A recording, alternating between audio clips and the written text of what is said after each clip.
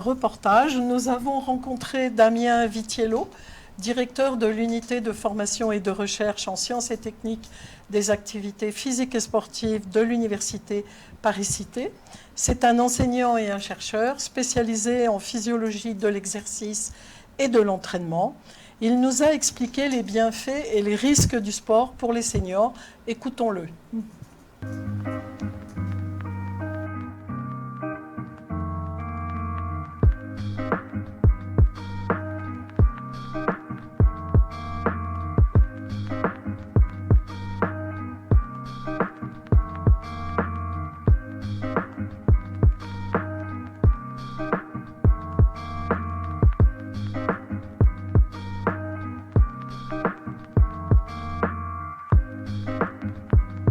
La physiologie du sport, déjà la physiologie en soi, c'est quoi? C'est la science qui étudie le fonctionnement des organes de notre corps.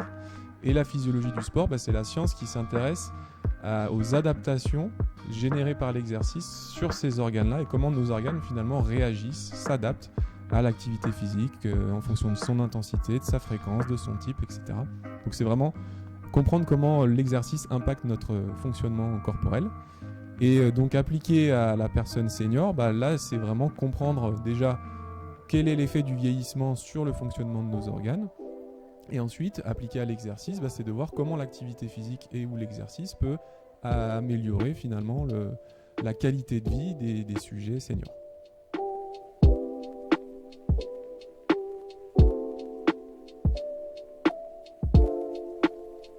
Donc ça préserve la masse musculaire de la personne âgée.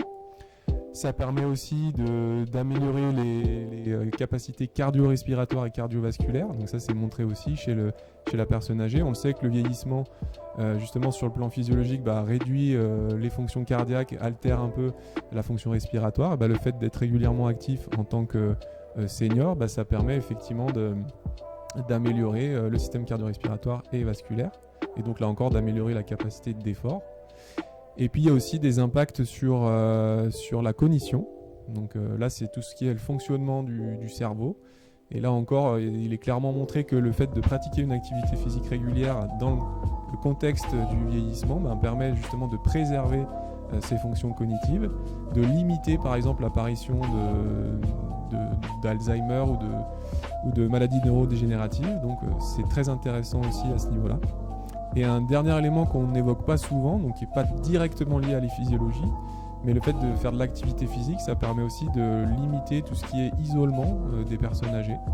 Et ça, c'est quelque chose de très important, puisque en pratiquant à plusieurs, ça permet à ces personnes-là de sortir de l'isolement, de limiter les dépressions, et donc c'est très intéressant.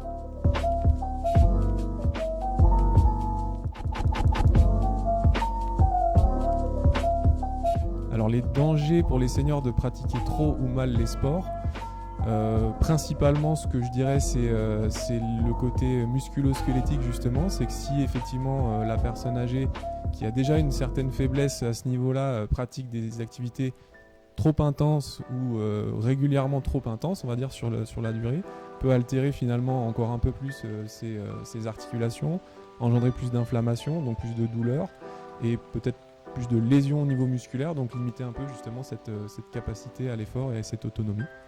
Donc ça, c'est ce que je verrais. Si par hasard, en plus de ça, il y a vraiment des mouvements qui sont inadaptés pendant la pratique physique, ça peut être la chute aussi qui peut apparaître. Et là, du coup, une chute, quand on est âgé, ça peut engendrer beaucoup de problématiques derrière d'isolement et justement de perte d'autonomie avec le col du fémur qui peut se casser, etc. Et donc engendrer un certain déconditionnement. Donc je verrais surtout sur les aspects osseux et musculaires.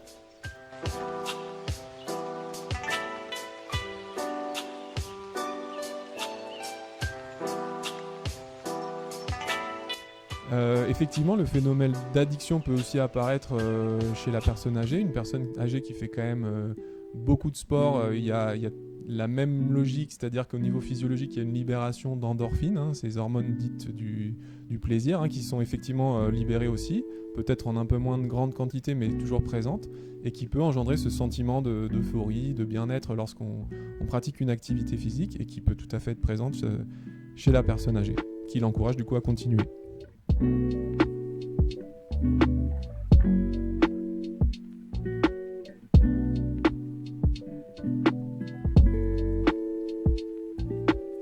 Alors est-ce qu'au sein de mon UFR, on forme des étudiants spécifiquement à coacher les seniors après?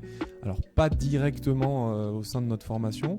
On leur apporte bien sûr toutes les bases nécessaires d'encadrement, d'entraînement physiologique, scientifique, d'intervention auprès de différents publics. Ils sont bien sûr bien au courant de ce que c'est que le vieillissement et de ce qu'engendre le vieillissement, de ce que c'est qu'encadrer une personne âgée dans le cadre d'une pratique physique.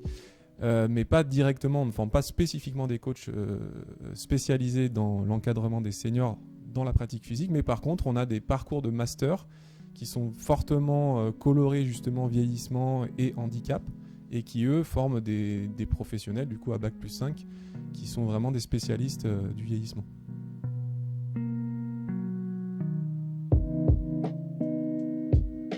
Effectivement, donc les débouchés potentiels de nos étudiants, ça peut être travailler justement en EHPAD, travailler dans des services qui accueillent des personnes âgées et qui s'intéressent à l'activité physique pour améliorer la santé et le bien-être de ces personnes. Donc ça peut être des débouchés de nos étudiants.